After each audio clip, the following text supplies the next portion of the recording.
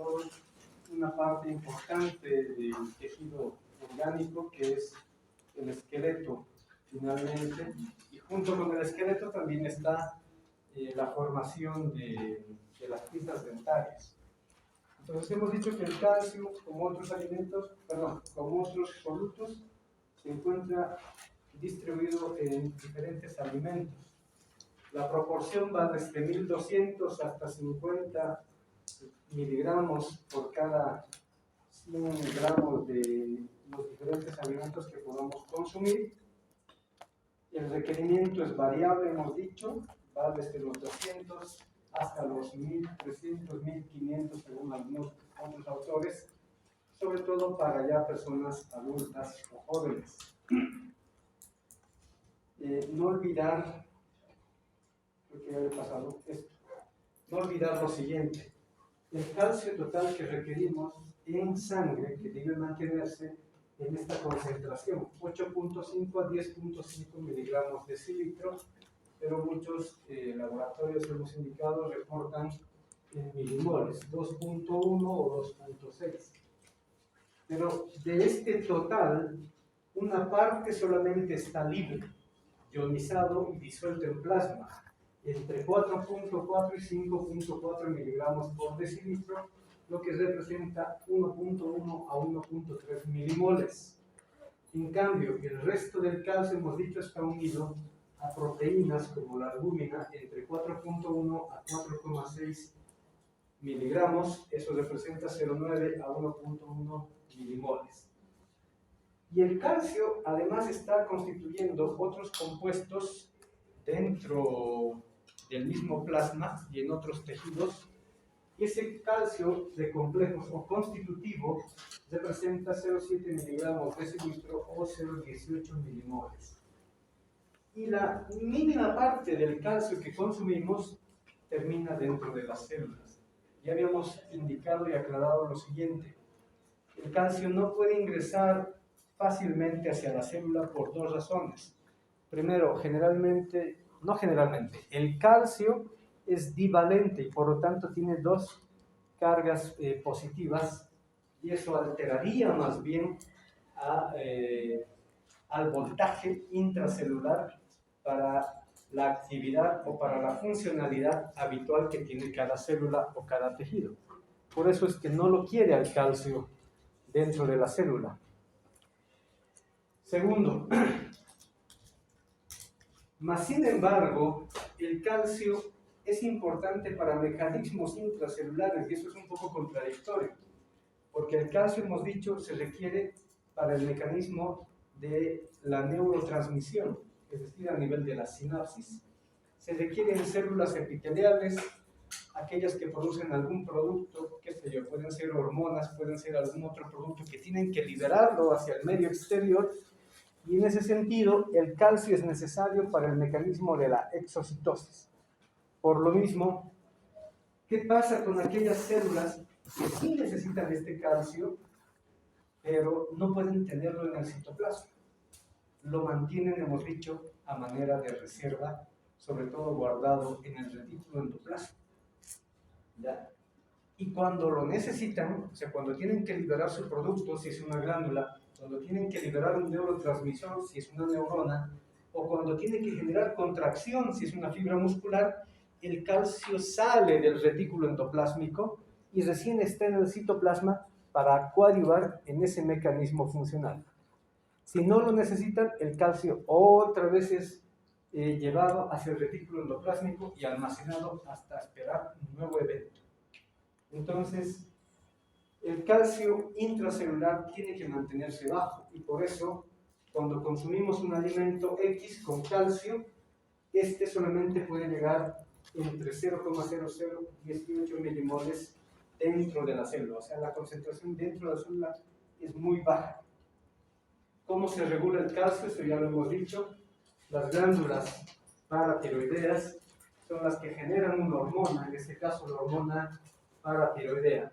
Y esta hormona se dirige a diferentes tejidos o células efectoras, en las cuales genera un estímulo. ¿Para qué? Si el calcio está bajo, hemos dicho, Esto lo detectan las glándulas paratiroideas, por lo tanto incrementa la producción de PTH, y al incrementar la producción de PTH aumenta, ¿qué es esto? Fuerte, vitamina D3. Entonces va hacia el riñón, va hacia la piel. Primero en la piel estimula la producción de la primera fase de la vitamina D, ya que es el colecalciferol 1-hidroxicolicalciferol. Cuando sale esa vitamina D1, ¿ya? No está activa, necesita activarse y volverse más compleja para recién tener sus efectos correspondientes. Entonces viaja, después que se ha producido en la piel, la vitamina D viaja hasta el riñón, y en el riñón se vuelve a hidroxilar y tiene una segunda hidroxilación redundando, que sería 1.25 dihidroxicolicalciferol. Entonces, a esa estructura molecular la conocemos como la vitamina D3, que es una vitamina ya activa. Cuando ya la vitamina D3, o sea, está activa, entra en circulación y llega a través del torrente sanguíneo a las células del intestino delgado, y en estas estimula que se retenga, que se absorba más calcio por parte de todos los alimentos que se puedan haber ingerido. Por otro lado, la PTH, hemos dicho, llega hasta los riñones, y en los riñones, a nivel de las células tubulares, genera reabsorción de calcio con eliminación de fósforo. Por otro lado, una manera más rápida de conseguir mucho calcio es estimular al osteoblasto, hemos dicho, y este a su vez estimula al osteoblasto ¿para qué? Para que genere resorción ósea. Esto es más rápido y es más efectivo, porque fácilmente se pueden estimular cientos o miles de osteoblastos y empiezan a resorber el hueso, y en el proceso de resorción ósea se libera calcio hacia el torrente sanguíneo. Entonces, con la resorción del hueso, no solamente aumenta el calcio, hemos dicho, sino también va a aumentar el fósforo. Entonces, todos estos mecanismos conllevan a que haya un efecto hipercalcemiento, o sea, lo que el paciente probablemente tenía un estado de hipocalcemia, gradualmente se va normalizando. Se va normalizando. Esa es la manera en la que el cuerpo, sobre todo, retiene y regula la concentración del calcio en estados de deficiencia.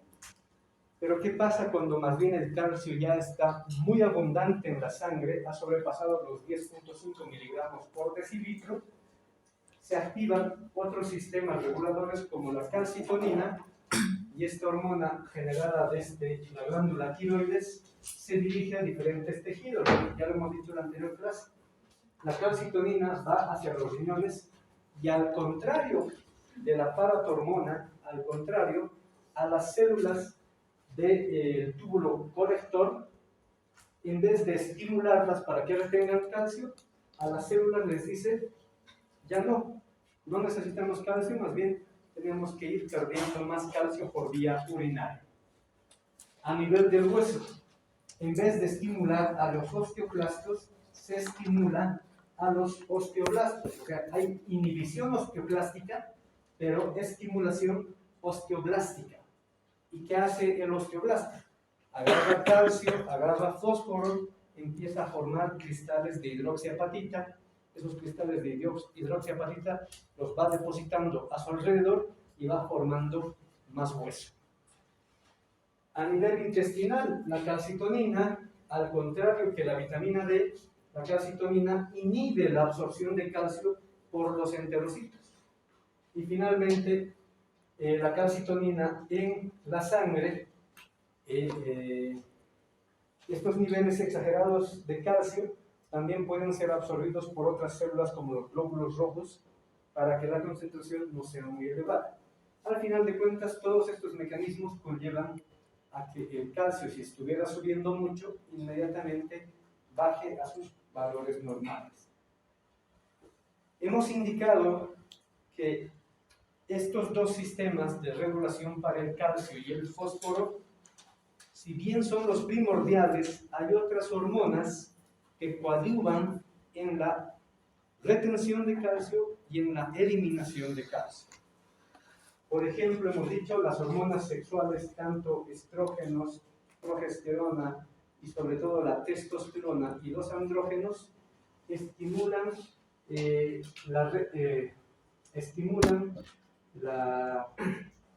a los osteoblastos, ¿ya? Y los osteoblastos estimulados por hormonas sexuales, ¿qué trabajo van a realizar? Generar mayor cantidad de matriz ósea, o sea, formación de hueso. Por lo tanto, disminuye la resorción ósea, o sea, no se carcome el hueso, y por lo tanto, con la formación de mayor tejido óseo, disminuye la cantidad de calcio en la sangre. La hormona del crecimiento, el factor gastrointestinal, estimulan asimismo la formación de matriz ósea y por lo tanto también disminuyen la concentración del calcio en sangre. Las hormonas tiroideas, por el contrario, las hormonas tiroideas, lo he aclarado en una anterior clase, son hormonas que estimulan el metabolismo celular en todo el cuerpo, en todos los tejidos. Entonces, a nivel del hueso, las hormonas tiroideas no hacen el trabajo que las hormonas sexuales o la hormona de crecimiento, sino más bien estimula a los osteoclastos, y los osteoclastos aumentan la resorción de hueso, por lo tanto el calcio se libera más hacia el torrente sanguíneo. Habíamos aclarado, por lo tanto, pacientes hipertiroideos pueden terminar con problemas de huesos, ¿ya? Con la osteoporosis.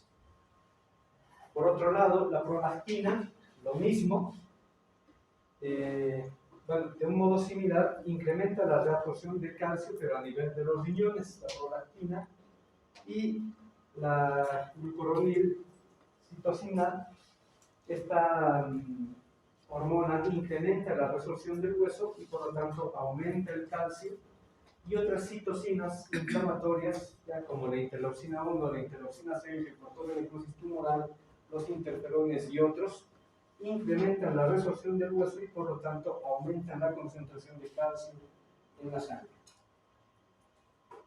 Eso significa, para cerrar esta parte, que además de solamente tener problemas de paratiroides,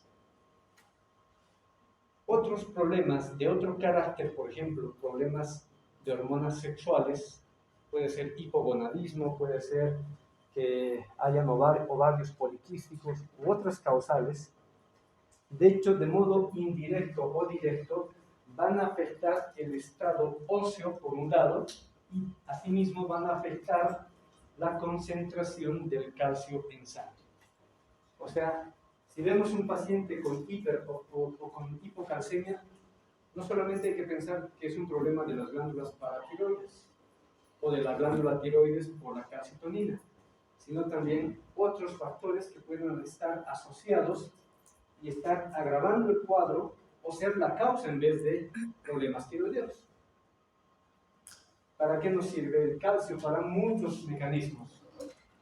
El calcio nos ayuda en la secreción hormonal, ya hemos dicho, por el mecanismo de exocitosis. El calcio coadyuva en la contracción muscular. Hoy vamos ya a empezar a ver lo que es fisiología osteomuscular.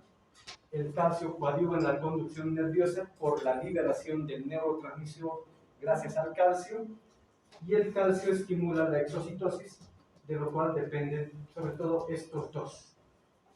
El calcio asimismo genera activación e inactivación de algunas enzimas que se encuentran en el plasma. El calcio trabaja como un segundo mensajero en los mecanismos intracelulares. El calcio, sobre todo, coadyuva en la formación del hueso y diente, es parte constitutiva, y el calcio se lo encuentra en gran cantidad durante el proceso de la división y crecimiento de las células, sobre todo en etapa embrionaria y fetal.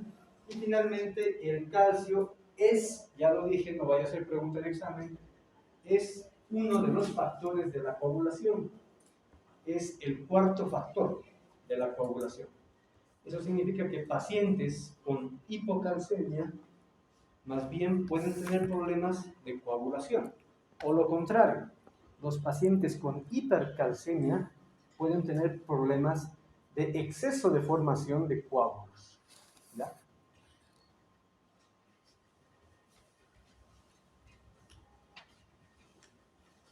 Y nos queda por ver, para terminar este capítulo, dos compuestos relativamente importantes. Repito por última vez, no son los únicos que hay, pero son tal vez los más relevantes que muchas veces generan patología en un paciente, en una persona. Entonces vamos a revisar ahora la fisiología del magnesio. El magnesio, como cualquier otro nutriente y mineral en este caso, se encuentra en diferentes alimentos, tanto de las variedades de las frutas como de los vegetales y otros. Así también en algunos cereales, en el aguacate, en las nueces, en la espinaca, en el arroz integral, en el chocolate, en los jugos, las lentejas, en la leche, lógicamente también es similar al calcio, y el plátano tiene una gran cantidad, los mariscos o los pescados también, y las diferentes verduras y otros frutos. ¿Cómo se genera la fisiología del magnesio? Es un poco complejo explicarlo, pero algo similar a lo que hemos mencionado, por ejemplo, en relación al cloro, en relación al mismo potasio. No hay un sistema específico que regule el magnesio. No existe en el organismo humano un tejido, una célula específica con capacidad funcional de mantener en equilibrio las concentraciones del magnesio. ¿Ya? No existe, lamentablemente. ¿Cómo es entonces que se regula? De manera indirecta, igual que el potasio. Entonces podemos tener una ingesta X, puede ser de más o menos 360 miligramos. De esta cantidad que se ingiere, se absorbe solamente una parte, ni siquiera la mitad. Solamente puede ser un tercio, 120 miligramos. Y el otro restante, lógicamente, se va a ir eliminando por la vía digestiva. O sea, por lo menos 260 miligramos del magnesio que se puede haber ingerido se está eliminando, gran parte. Solo una tercera parte se puede quedar para el organismo. De hecho, el mismo intestino, o sea, los enterocitos, ellos mismos empiezan a eliminar magnesio de este su citoplasma. Por eso la cantidad aumenta. Lo que se absorbe, lógicamente, va a llegar hacia el torrente sanguíneo, y del torrente sanguíneo va a pasar hacia el intersticio y va a pasar otra parte hacia el riñón. En el intersticio específicamente, ¿hacia dónde va a llegar? Hacia dos tejidos en específico, hacia el músculo y hacia el hueso. Pero hay otra parte que no está muy bien medida, que puede llegar a diferentes otros tejidos en una cantidad muy variable, ya de alrededor de 5.000 miligramos de magnesio.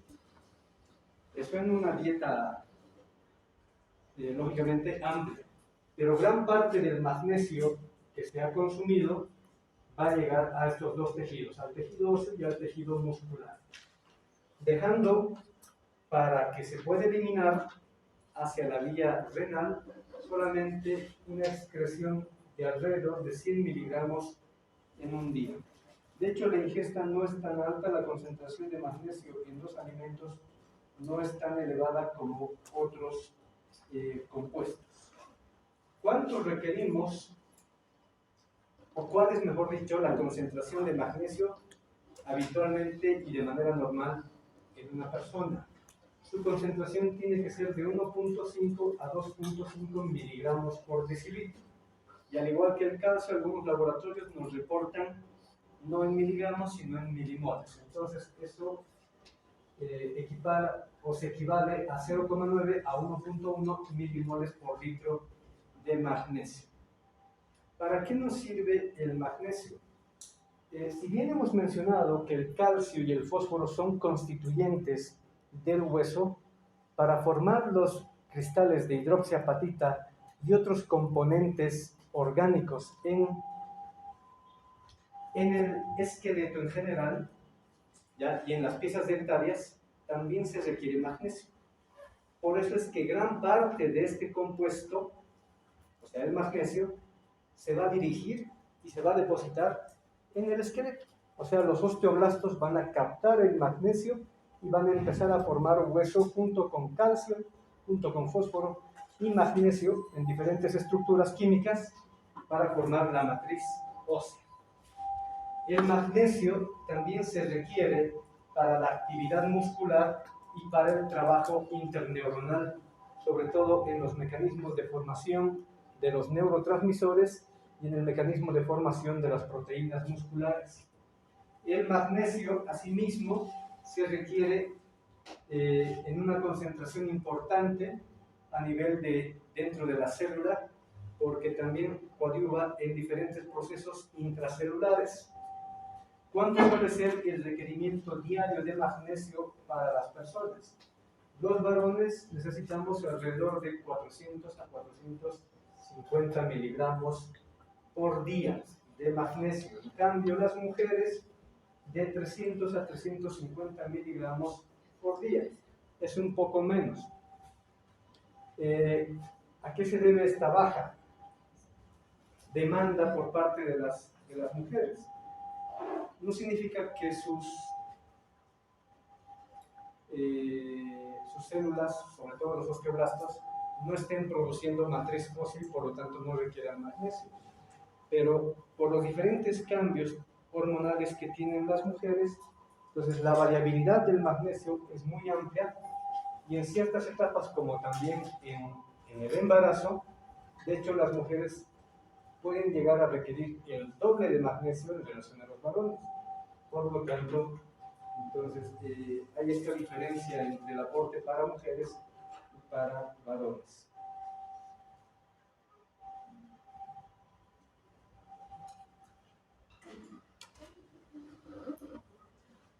¿Qué vamos a hablar del cloro? Es más básico de lo que hemos ido hablando de los otros compuestos.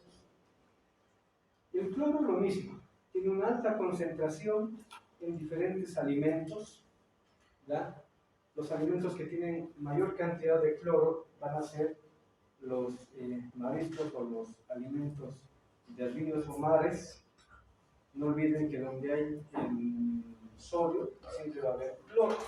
Y esto es lógico y evidente en los diferentes depósitos de agua que conocemos, ya pueden ser ríos, pueden ser los mares, sobre todo a nivel del mar, en el lago Titicaca, para nuestro caso, nuestro medio. Hay una gran cantidad de depósitos, no solamente de sodio, sino también de cloro. Por algo es que termina justamente teniendo ese sabor salado el líquido de estos depósitos de agua, o sea, en el mar y en algunas lagunas y en algunos ríos. Entonces, es por eso que sobre todo los pescados, sean de ríos o sean de mar, sobre todo, van a tener una alta concentración de cloruro. ¿Ya? De cloruro, puede estar suelto, pero la mayor parte también del cloro viene de manera unida junto al sodio o algún otro componente como el mismo calcio o como el potasio. Pero sobre todo tienen esta predilección y esta atracción, habíamos dicho a un inicio de este tema, en relación al sodio. O sea, siempre van a encontrarlo más con el sodio que con otros compuestos. Por eso se forman los cristales y la sal sodio. Entonces, en diferentes alimentos los encontramos en diferentes proporciones. Siempre los pescados van a tener una alta proporción de sodio y cloro, de hecho. Y gradualmente vamos disminuyendo en concentración. Pero sabemos que el cloro, al igual que el sodio, De hecho, nosotros podemos aportar un extra de cloro, si así lo queremos, aportando cloruro de sodio, o sea, sal de mesa, a nuestro alimento.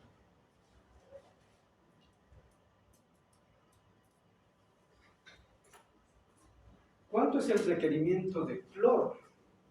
Es igual al requerimiento de sodio. Sodio necesitábamos 2000 equivalentes por kilogramo de peso por día en cada persona. Entonces, el requerimiento de cloro va a ser igual, porque además tenemos que igualar las cargas. Hay ya dos cargas positivas de sodio, por lo tanto tiene que haber dos cargas negativas, en este caso de cloro. Entonces, el requerimiento diario son 2000 equivalentes por kilogramo por día. Y la concentración del cloro oscila entre 95 y hasta 105.000 equivalentes por litro. No es la misma concentración que el sodio, porque el sodio llega hasta 140.000 equivalentes en promedio. ¿Por qué no es igual? Porque el sodio, además de unirse al cloro, también se puede unir a otros componentes como el bicarbonato, y por lo tanto, en vez de formar las uniones de cloruro de sodio, puede empezar a formar otras sales como el bicarbonato de sodio, que es otro tipo de cristal y otro tipo de sal. Entonces, no necesariamente va a haber exactamente la misma cantidad de cloro que la de sodio, pero sí en una alta proporción van a tratar de igualarse. ¿Cómo es que se genera la absorción de cloro? Esto es relativamente fácil de entenderlo. ¿Qué es lo que hace? Este es un enterocito o puede ser un epitelio. La célula epitelial puede ser un enterocito, repito. ¿Qué hace? Lo único que hace es absorber sodio, puede intercambiarlo por potasio. Este sodio no puede quedar dentro de la célula, lógicamente le perjudicaría además. Entonces, inmediatamente, como saca el sodio del citoplasma, utilizando la bomba de sodio-potasio ATPase. Entonces, por cada 3 moléculas de sodio que salen, 2 de potasio van a ingresar hacia la célula. ¿Qué es lo que ha hecho la célula? Simplemente ha movido 2 cationes. Está moviendo sodio y está moviendo potasio. ¿De dónde a dónde? El sodio lo está llevando desde el lumen intestinal hasta el intersticio y luego va a pasar hacia la sangre. Y el potasio, ¿de dónde lo está sacando? Del intersticio y lo está llevando hacia el lumen intestinal. O sea, el intestino además es capaz de secretar potasio, por si acaso. Solamente ha hecho eso. Y el cloro tiene 2 mecanismos de transporte, pero que son facilitados, no requieren gasto de energía. En este caso se usa una proteína que facilita el paso de 2 aniones. Se puede intercambiar cloro desde el lumen intestinal, entra dentro de la célula y se intercambia por bicarbonato. El bicarbonato sale hacia la luz intestinal. ¿Y el cloro qué va a hacer después? No se puede quedar dentro de la célula, porque de hecho dentro de la célula hay muchas cargas negativas. Entonces el cloro más bien es repelido.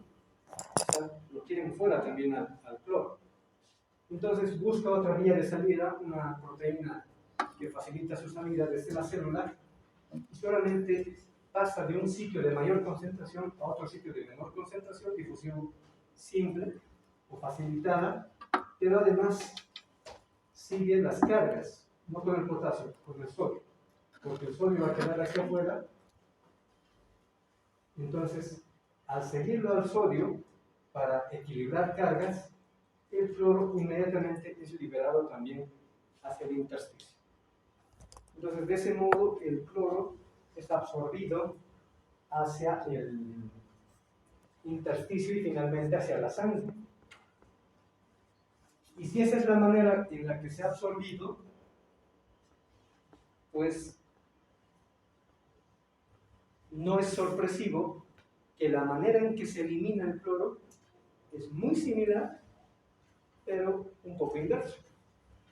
Cuando ya queremos más bien que salga cloro, cuando ya queremos que salga el cloro hacia la orina, porque junto con el sodio se elimina por vía urinaria, no por nada, de seguro, hasta quién sabe, alguna vez les han dado de probar la orina, ¿ya? ¿Sabe salado? ¿Nunca? Las abuelas, santos remedios. Más. O te bañas con tu micción o te tomas tu micción. Bueno, no todo. Era garganta. Bueno, sigue estando vigente ese remedio.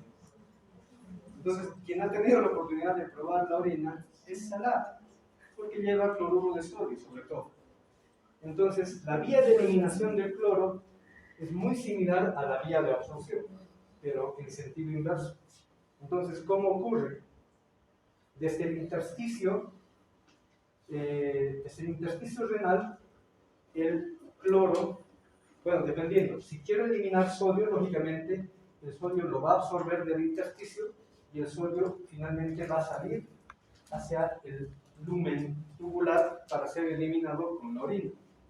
Y el mismo mecanismo que ha usado para llegar al intersticio del intestino delgado y o grueso, el cloro va a seguir una vía bastante similar para llegar hacia el lumen del túbulo renal. Y finalmente se eliminará. Pero a nivel de los riñones, hay otros mecanismos, ya que hay otro tipo de transportadores que más bien coadyuvan en la reabsorción o en la eliminación tanto del sodio como del cloro. ¿A qué me estoy refiriendo? Por ejemplo, si quiero retener sodio, hay otros transportadores que son el transportador de cationes. En este caso, ingresa hacia la célula sodio a cambio de un hidrogenión que va a salir hacia el lumen tubular. Otra manera de retener cloro es por esta proteína que se llama prácticamente del mismo modo. Es la NKCl. Entonces el transportador es muy simple, transportador de sodio, potasio y cloro, ¿ya? Solo que lleva un 2 junto al cloro porque se están captando dos cationes, sodio y potasio, y para equilibrar cargas tienen que captarse a sí mismo dos aniones. Entonces entran un sodio y un potasio y a su vez entran dos cloros.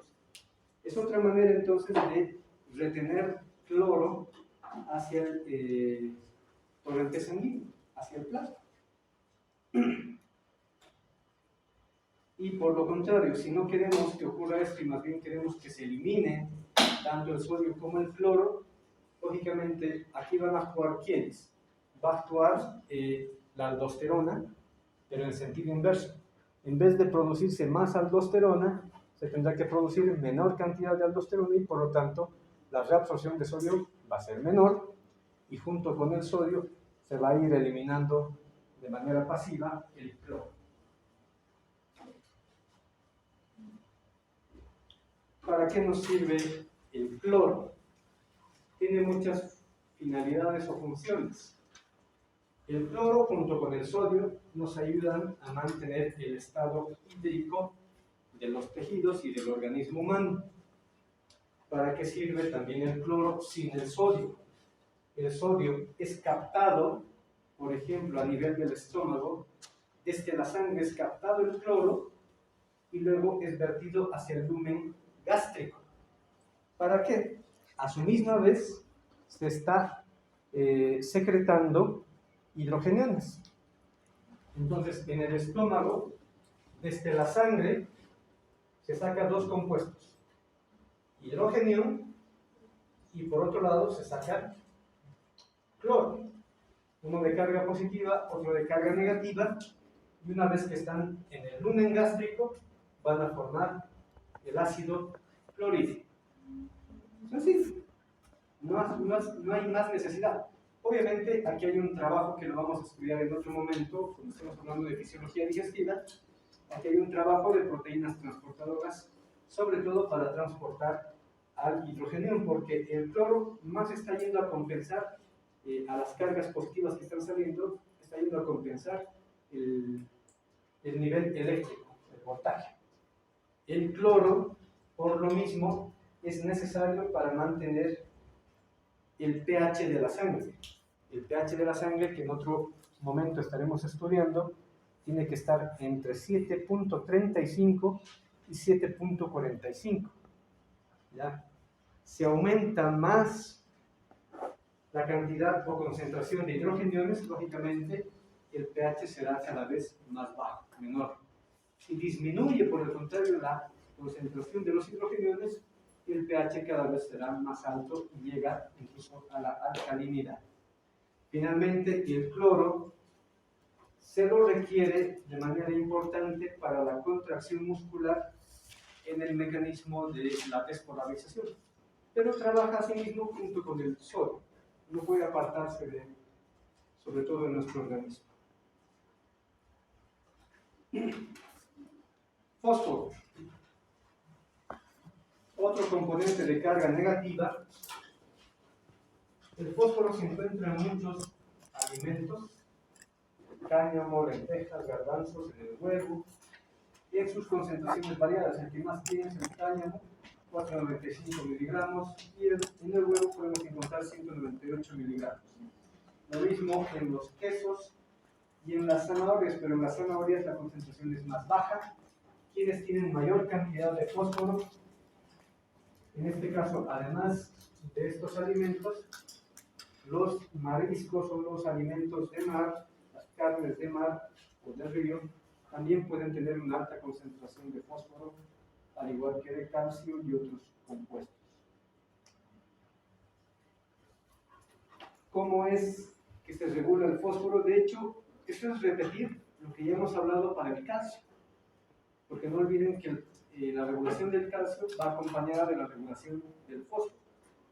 Por lo tanto, tampoco hay un sistema propio o específico para regular el fósforo, pero podemos tener una dieta de más o menos 1000 miligramos en un día, y de esa cantidad, o sea, de estos 1000 miligramos, el 70% va a llegar hacia el plasma y el 30% se va a eliminar. O sea, gran parte del fósforo que se consume se absorbe y una pequeña parte se elimina por vía digestiva baja.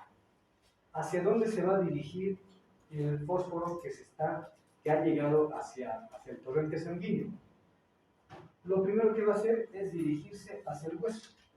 De hecho, el 85% de todo el fósforo que tenemos en sangre va a llegar hacia el hueso porque se requiere dentro de la formación y la estructura de la matriz ósea.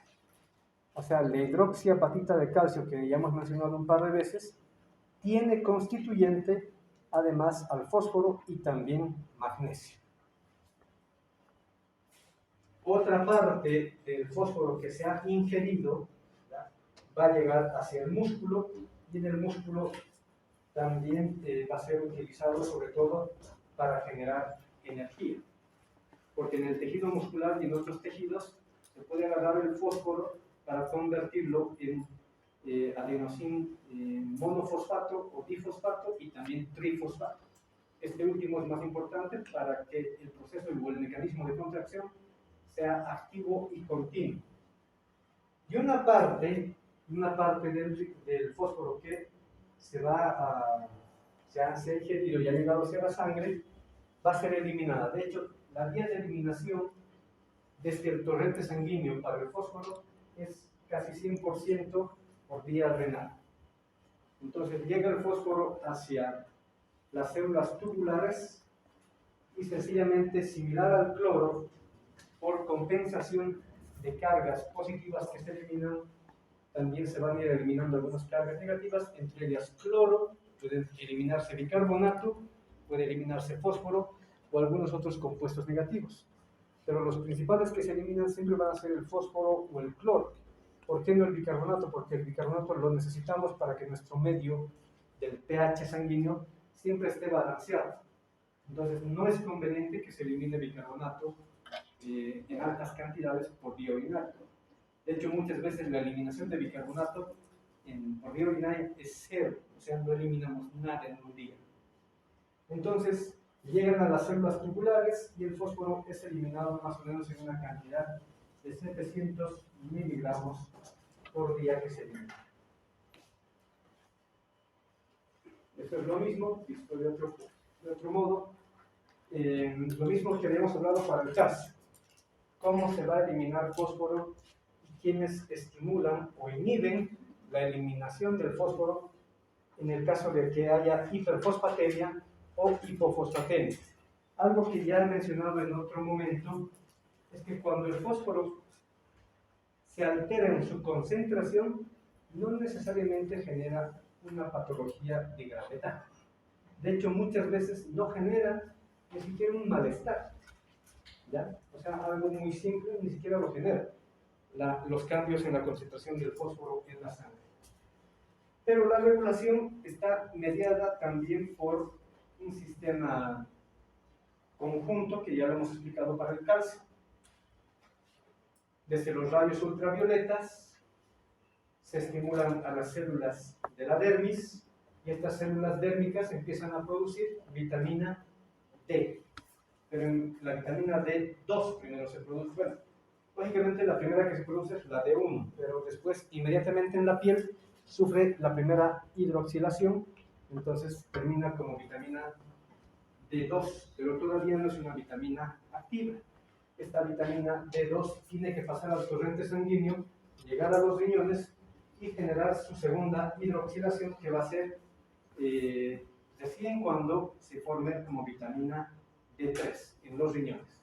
Una vez que ya se ha activado la vitamina D3 o la 1.25 dihidroxicodicalciferol, este compuesto entra al torrente sanguíneo y llega al intestino delgado, hemos dicho, ¿para qué?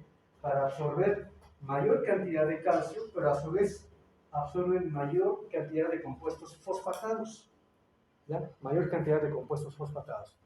Entonces, si estamos sufriendo un estado de hipofosfatemia, se puede estimular a la vitamina D, y esta vitamina D estimula a su vez mayor absorción de fósforo en el intestino. Pero ya hemos mencionado el otro día que, bueno, ahora mismo incluso lo hemos repetido, que las glándulas paratiroideas generan esta hormona, la hormona PTH u hormona paratiroidea. Esta hormona, ¿qué va a hacer? A nivel de los riñones genera dos mecanismos: retención de calcio, pero a su vez eliminación de fósforo. Entonces, cuando tenemos un estado de hiperfosfatemia, ¿quién se activa? Ya no se activa la vitamina D, ya no se producen las vitaminas D, sino se estimula a las hormonas paratiroideas, se produce hormona paratiroidea, la hormona paratiroidea llega a las células tubulares del riñón y en estas estimulan que se retenga más calcio, pero a su vez se elimine más fósforo. Entonces, ¿de qué manera se genera el estímulo a nivel del hueso, por ejemplo, para también liberar calcio o fósforo? Ya lo hemos hablado el otro día. La hormona paratiroidea estimula al osteoblasto, y el osteoblasto, por sus conexiones con estas proteínas que son la RAM y la RAN, entre ellas hay una,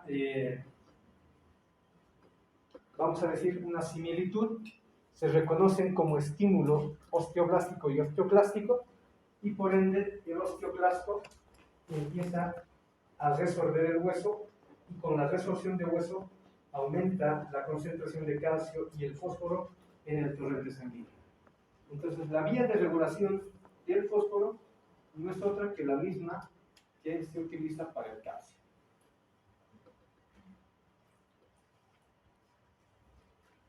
¿Cuánto debería ser la concentración de fósforo habitualmente en el torrente sanguíneo? De 2.5 a 5.5 miligramos por decilitro. Eso en milimoles, porque algún laboratorio nos reporte milimoles, es de 0,7 a 1.5 milimoles por litro. ¿Cuál es el requerimiento diario de fósforo? No es muy amplio, ¿ya? Los niños de entre 0 y 6 meses necesitan solamente 100 miligramos por día, Los niños entre 7 y 12 meses de edad, 275 miligramos por día. Los niños entre 1 y 3 años, 460 miligramos día. Creo que es lógico entender por qué tiene que ir aumentando la concentración, o mejor dicho, el aporte de fósforo y de calcio y entre otros nutrientes, porque lógicamente ese niño está en crecimiento y la constitución del hueso, ya hemos dicho, es por parte de calcio, pero también fósforo y magnesio. Entonces se requieren los tres nutrientes para formar una cantidad suficiente y necesaria de hueso, tejido o matricosa. Ya entre los 4 y 8 años se requiere 500 miligramos día, cuando ya están en la edad de 9 a 18 años, que es la etapa donde más se desarrolla con mayor rapidez, entre 1250 miligramos al día, y los adultos vamos cayendo en aporte, solamente requerimos 700 miligramos por día. Las mujeres embarazadas, igual que con el calcio, requieren un mayor aporte de este durante el proceso de gestación. ¿Hacia dónde se va todo el calcio que muchas veces consumimos? Se dirige hacia los huesos o los dientes, y los dientes, en alrededor del 85% de todo el calcio que tenemos en el cuerpo, está ahí. Pero también un 15% puede irse a otros tejidos, como el músculo, hemos dicho, y algunos tejidos, como las glándulas, que requieren este compuesto. El fósforo, similar al calcio, no lo encontramos plenamente disuelto o suelto. El fósforo no puede quedar suelto o libre en el plasma. Solamente un 55%, o sea, la mitad de todo el fósforo que tenemos en la sangre, la mitad está ionizado, o sea, libre. La otra mitad del fósforo que está en sangre está unido a proteínas y otra está formando compuestos fosfatados.